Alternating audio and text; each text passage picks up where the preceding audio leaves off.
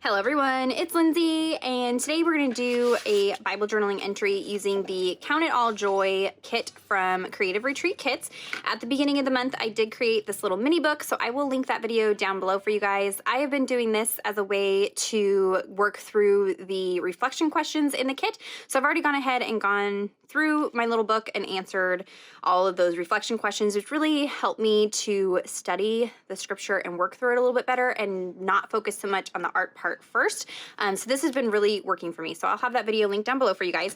I am going to be journaling in Nehemiah chapter 8, verse 10, down here where it says, do not grieve because the joy of the Lord is your strength. And so what I did was I just went through the stickers and things, and I saw these two here, the joy of the Lord is my strength. Just Google searched a verse that goes along with that, and that is where I landed. And I figured with everything that's going on, this is perfectly timely.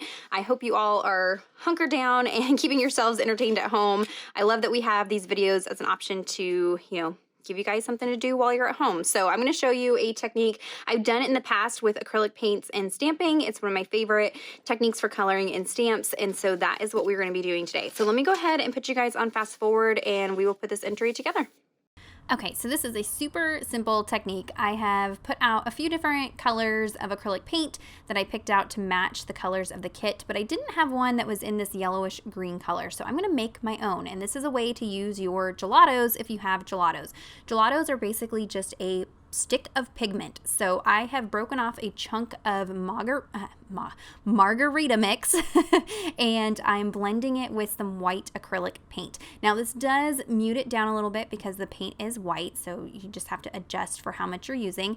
And I have found that gelatos kind of dry out over time, and so mine is an older one and it was kind of hard and chunky, so I had to work with it to break it up and mix it in with the white paint. But now you can see I have a little swatch of perfectly colored paint to match the kit this month. So there's a way to use your gelatos that you may not have thought of. So I am preparing my paint, preparing my stamps. I've pulled out the leaf stamp set from this month, and with clear stamps you can kind of manipulate them on the block. So I'm kind of curving that leaf a little more than it actually is. That way I can create a wreath around this phrase on my page here.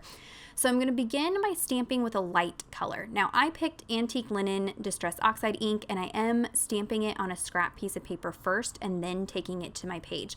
This stamped impression is just a guideline to give you lines to color in. In hindsight, this ended up bleeding through still, and so if that bothers you, you could use a pigment ink like one of the ones from Creative Retreat. Just grab one of the lighter colors, like one of the light pinks or yellows or something like that. You just want to use a light colored ink and stamp that down.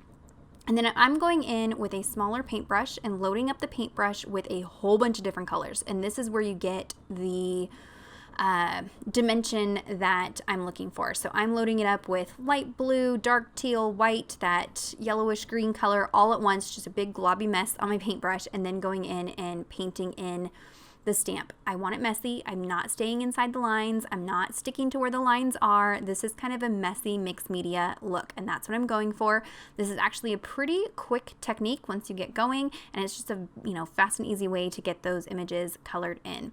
So I'm just going through, periodically having to go through and load up with more paint, because as you're painting along from the brush, the colors continuously blend together. So as you get to the end of the paint on your brush, it may look like it's just one solid color, and that's not what I want. I want some variation, so I'm going back in and adding a little bit more white or adding a little bit more of that dark teal, however you feel it needs. I want these to be leaning more towards that yellowish green color and not so dark.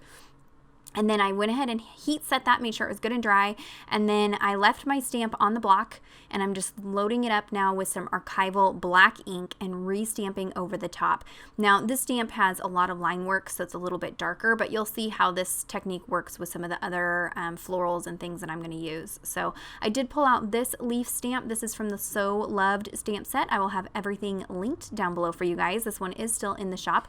I just went through my various Creative Retreat stamps and just tried to find some different leaves. You could do this with other flowers and really, utilize some of those past stamp sets that you might have in your collection. Now, I'm doing this as a Bible journaling entry, but I also thought this would be great as we are all hunkered down. A lot of places are going into, shelter in place. And so why not create some happy mail. Make a bunch of cards with this technique and send them to your local old folks home, or maybe to your local hospital for the nurses. I think this is a great opportunity to take our Bible journaling stash and create happy mail to send out to people who are having a hard time during everything that's going on right now. I don't want to talk about it too much because I know we are just inundated with it, but I did want to talk about this verse because it talks about the joy of the Lord being our strength. And as we go in and study that, what does that mean? That means, God gets joy out of having relationships with us. And so during this time, are you choosing to fill your time with news stories and Facebook posts and trying to find joy and happiness out of that? It's not going to happen, let me tell you. It's all doom and gloom and scary things on those resources.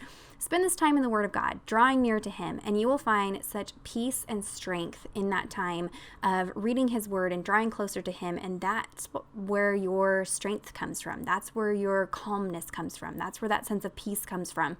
And I've noticed through this whole transition that we're going through, I have had a really great sense of peace. I'm not panicking, I'm not stressing, but I have spent more time reading my Bible, staying away from the news. I mean, of course, I'm getting the important updates of whether I can go shopping or not, or go, my kid's school if it's in or not, things like that. But I'm not checking it every second of the day. I am spending time catching up on Bible studies, reading devotionals, and really have found such a sense of peace and calm in that. And so that's just my suggestion for you during this time. And then to take your Bible journaling supplies, spend some time in your journaling Bible, or to create happy mail and projects to share with others during this time that we can't physically be with each other. We can still send each other, mail and cards.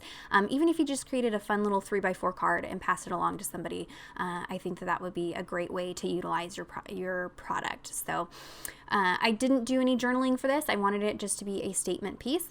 As you can see here, I've moved on to the florals. The nice thing about this technique with the acrylic paint is that you don't have to worry about masking stamps. You can let stamps overlap because acrylic paint is opaque. So I stamped on my leaves first because I wanted them behind the flowers, but I can stamp the flowers right over the top of the leaves and just go in with acrylic paint, and it's gonna cover up the leaf portions, if that makes sense.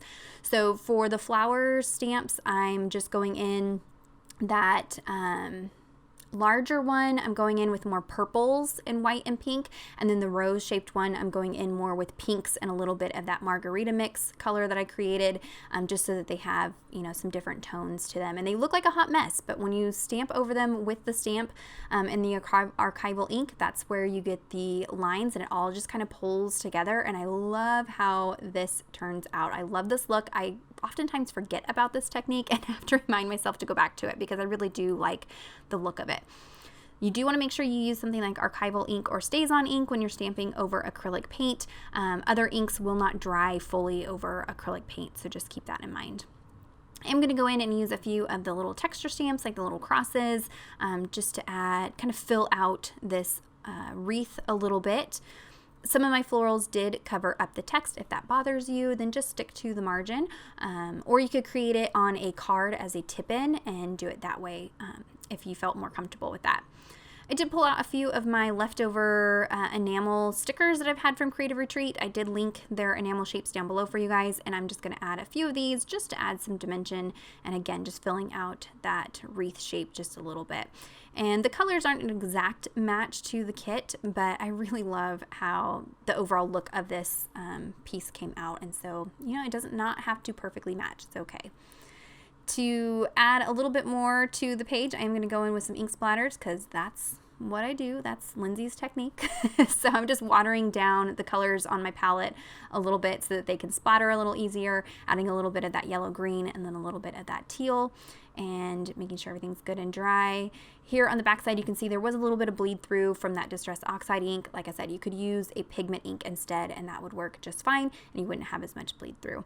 So there's a look at the finished page. If you have any questions or comments, be sure to leave those down below. Check out the description box for links to everything that I used today. Give this video a thumbs up if you enjoyed it. Subscribe to the channel if you're not already subscribed. And until next time, thank you so much. Bye-bye.